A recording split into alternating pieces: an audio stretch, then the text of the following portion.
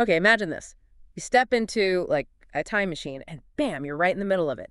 Smoky cities, factories everywhere, constant noise, just this feeling of massive, massive change. Yeah, a world being totally remade. That's the Industrial Revolution we're talking about. It wasn't just about machines. It was about how people lived, worked, thought, everything. And today we're doing a deep dive, a shortcut really, into lessons 7 and 8 from Unit 3 in your world history class materials, focusing on the effects, the reactions. Exactly. We're using your lecture slides, your notes, as our guide, our mission, Mhm. to unpack the big questions from those lessons, how people wrestled with industrialization and fought for change. We want to help you connect those dots, make sense of how all these new ideas and movements emerged from that, well, chaotic time. So let's kick off with the first major central historical question. This one's from Lesson 7. How did the various ideologies of the Industrial Revolution diagnose and propose solutions to the fundamental problems created by industrialization? Good starting point. But first, maybe we should clarify what we mean by ideology here. Right. The sources define it pretty clearly. A system of ideas and ideals, often forming the basis for, economic or political theory and policy. Think of it like a blueprint for society. A blueprint people desperately needed, it seems, given the massive upheaval. You had incredible new wealth, but also just crushing poverty side by side. New tech, terrible conditions. Precisely. These weren't just theories cooked up in libraries. They were direct responses to the realities people were facing, offering different paths forward, different solutions. Okay, so let's jump into the first big one, capitalism. What was its core idea back then? Well, fundamentally, it was about free trade. The belief was that letting trade flow freely, without government meddling, would create the most prosperous economy for everyone. That sounds like laissez-faire, right? That French term. Exactly. Let do or let it be free. Let the market sort itself out. This meant private ownership of the factors of production: land, labor, factories, capital, the things you need to make stuff. And this was a real break from the past, like from mercantilism, where governments controlled trade much more tightly. A huge break. The idea was that individual self-interest, channeled through a free market, would somehow benefit the whole society. But some early thinkers took it in a pretty stark direction. You mean like Thomas Malthus? His ideas seem pretty grim. Grim is one word for it. Hmm. Yeah, Malthus, in his essay on the principle of population back in 1798, argued population growth would always, inevitably, outpace the food supply. And his conclusion from that was, Well, pretty bleak. It's He a- argued that if you paid workers more, they'd just have more kids, which would ultimately make things worse for the working class because there wouldn't be enough resources. so things like war, famine, disease, he saw those as unavoidable checks on population. Yikes. Pretty much. From that perspective, trying too hard to help the poor might actually backfire, according to Malthus. It's a harsh view, prioritizing these perceived natural economic laws. And the sources do point out pros and cons, right? Capitalism spurred innovation, offered better products maybe, but ignored inequality and, like, pollution. Definitely. Ignore those external costs. Early capitalists saw competition as good, essential even, and they strongly believed wages and prices should only be set by supply and demand. No government interference. So things like a minimum wage law, completely off the table for them. Absolutely. They'd argue the market should decide.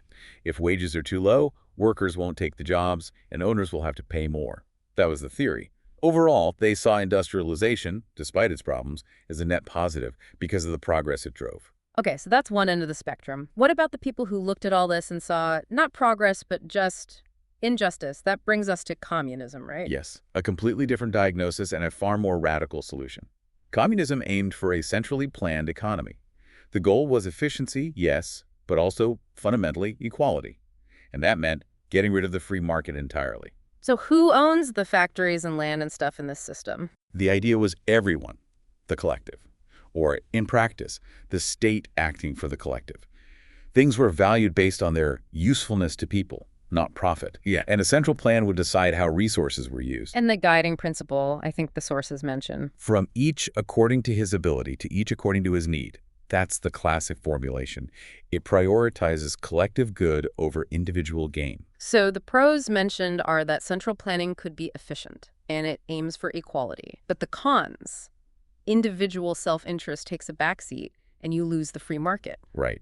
And their view of industrialization itself was deeply negative. They saw it as fundamentally exploitative. And they believed the workers, the proletariat, should. Rise up, overthrow the owners, the oppressors, in a global revolution. Their solution to low wages wasn't reform, it was abolish private property altogether.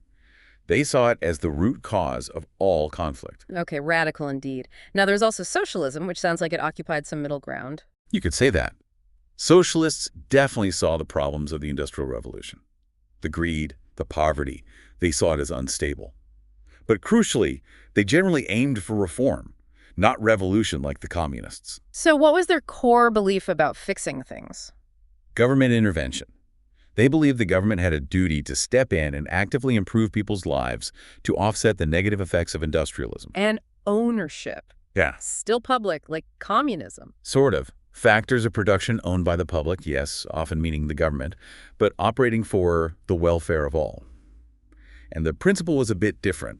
From each according to his ability to each according to his contribution. Ah, so contribution, not just need. That implies some link between effort and reward, maybe. Yeah, exactly. A key distinction. Socialism aimed to reduce inequality, provide stability, ensure worker rights. Those are the pros listed. Yeah. But the cons, it relies heavily on cooperation and maybe dampens individual innovation compared to capitalism. Because they didn't want to abolish all private property or make everyone identical? No, generally not. The goal was more about managing capitalism's excesses, ensuring a basic level of welfare and fairness through things like, well, minimum wage laws. That was a classic socialist proposal. They saw industrialization's effects as largely negative and needing significant government correction. It's fascinating how these big ideas were bubbling up. But they weren't just ideas, were they? People were living in truly awful conditions. Absolutely not just ideas. The reality in the new industrial cities was horrific. Sources describe incredibly overcrowded housing, terrible sanitation. One outdoor toilet, a privy for over 150 people. No proper kitchens or washing facilities for many. Cesspits overflowing. It's just unimaginable. It's no wonder people started to organize and push back, like the Luddites. Yeah, the Luddites are an early example, often misunderstood as just anti-technology, but really they were skilled artisans pushed out by machines operated by lower-paid, often underplenished workers. Their response, direct action breaking the machines they saw as destroying their livelihoods. And then there was the Peterloo Massacre. That sounds less about machines and more about political rights. Exactly. Manchester, 1819. Thousands gathered peacefully, demanding political reforms like the right to vote for all men, annual elections. Basic democratic stuff. And the authorities? Panicked. Yeah. Sent in the cavalry. People were killed, hundreds injured. It was a brutal message.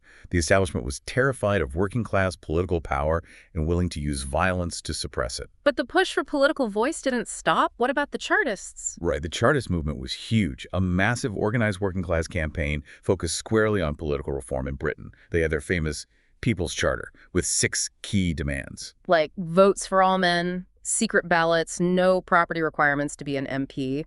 Things that seem pretty standard now. Pretty standard now, yeah, but radical then. And while Parliament rejected their petitions repeatedly at the time, the Chartists were incredibly important. They showed the power and potential of large-scale, organized working-class political action. Their efforts laid groundwork for future reforms, like the Trade Union Act later in 1871. Which shows that change, even if slow, was possible. Feels like a good transition to our second big question. This one from Lesson 8, focusing on a different group fighting for a voice. Right. How did the diverse and evolving strategies of the women's suffrage movement, in response to the significant resistance they encountered, ultimately lead to the expansion of voting rights in England?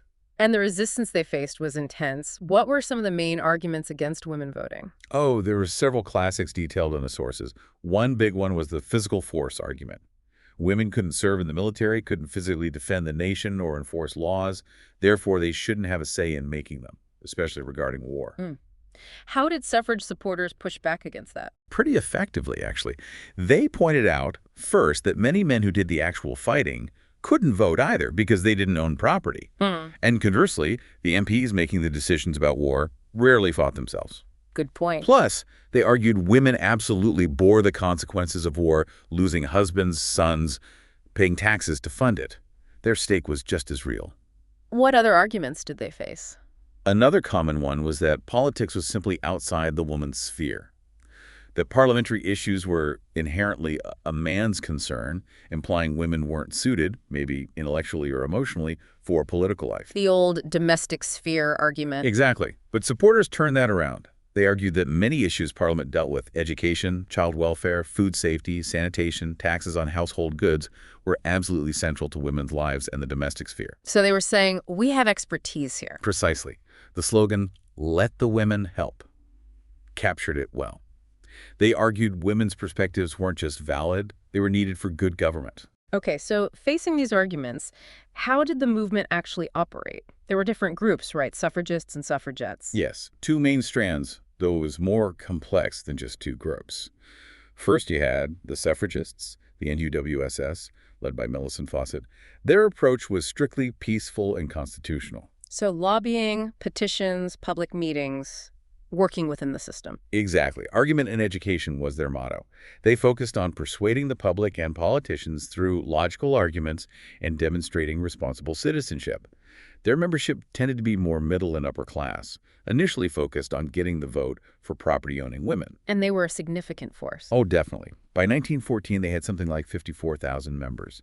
A large, well-organized, persistent force for change through peaceful means. But then you had the suffragettes. Sounds more confrontational. Much more. The WSPU, founded by Emmeline Pankhurst and her daughters around 1903, they got impatient with the slow pace of peaceful change and adopted the motto, "Deeds, not words." And their deeds involved. Direct action, escalating over time, chaining themselves to railings, heckling politicians, disrupting meetings, and later, property damage breaking windows, arson attacks on empty buildings, pillar boxes. More working-class women were involved here, too. Wow. That's a major escalation. And wasn't there that incident at the Derby? Yes, Emily Davison stepping in front of the King's horse in 1913. A hugely controversial act, resulting in her death. It became a symbol of their willingness to risk everything. And they faced arrest for these actions, obviously. What happened in prison? Many went on hunger strike as a form of protest. The government's response was the notorious Cat and Mouse Act in 1913. Cat and mouse. Yeah, they let the hunger-striking women get dangerously weak, then released them temporarily to recover, only to rearrest them once they were stronger. Emily M. Pankhurst herself went through this cycle, I think, 11 times. It was brutal. Did everyone in the movement agree with these militant tactics? Not at all. Yeah. There were splits. For instance, the Women's Freedom League broke away from the WSPU because they disagreed with the violence, preferring peaceful civil disobedience, like refusing to pay taxes. So it was a diverse movement with ongoing debates about the best strategy. So you have these different groups, different tactics. How did they finally win the vote, or at least partial vote? A huge turning point was World War I. When war broke out in 1914, most suffrage groups, both militant and constitutional, paused their campaigns and threw their support behind the war effort. And women took on new roles, right? In factories, on farms. Massively. They filled jobs left by men who went to fight, particularly in crucial industries like munitions manufacturing. This demonstrated their capability and patriotism on an undeniable scale. It really changed public and political attitudes. So the war effort was key. It seems to have been crucial leverage. It made it much harder to argue women weren't capable or didn't deserve citizenship rights. This led directly to the Representation of the People Act in 1918. And that act did what, exactly? Two main things. It dramatically expanded voting rights for men, getting rid of most property qualifications. And significantly, it granted the vote to women over the age of 30 who met certain minimum property qualifications. Over 30. Why the age restriction and the property part? Well, the official line acknowledged women's war service. But the age limit, specifically 30, was also, frankly, a political calculation. Men had suffered huge losses in the war. Granting all women the vote at 21, like men, would have made women the majority of the electorate. Ah, so they were worried about that demographic shift. Explicitly so. A government minister at the time basically admitted the age 30 limit had nothing to do with their qualifications, but was purely to prevent women forming an electoral majority right away. Still, even with that limit, it was a massive step. How big an impact did it have? Huge. The total electorate nearly tripled, jumping from about 7.7 million to over 21 million. Women made up almost 40% of that new, larger electorate. Full equal suffrage, women over 21, came later, in 1928. Wow. So, wrapping this deep dive up, we've traced how the Industrial Revolution didn't just change economies, it sparked these powerful, competing ideas. capitalism, communism, socialism, about how society should work. Right, each diagnosing the problems differently and offering very different solutions, from free markets to revolution to government reform. And these ideas fueled real-world struggles. And alongside that, we saw how the fight for women's suffrage unfolded, facing down deep-seated resistance with this incredible range of strategies, from peaceful persuasion to militant action, ultimately leveraging wartime contributions to achieve that major breakthrough in 1918. These weren't just historical footnotes. The debates over economic fairness, the role of government, who gets a voice, who gets to vote, they echo loudly today. Absolutely. They laid the groundwork for so many of the rights and structures we have now. So as you're thinking about all this, maybe consider this final question. In what ways do these historical debates about power, progress, and whose voice matters still resonate in our world? And how could understanding these past struggles help us tackle the challenges we face now and in the future?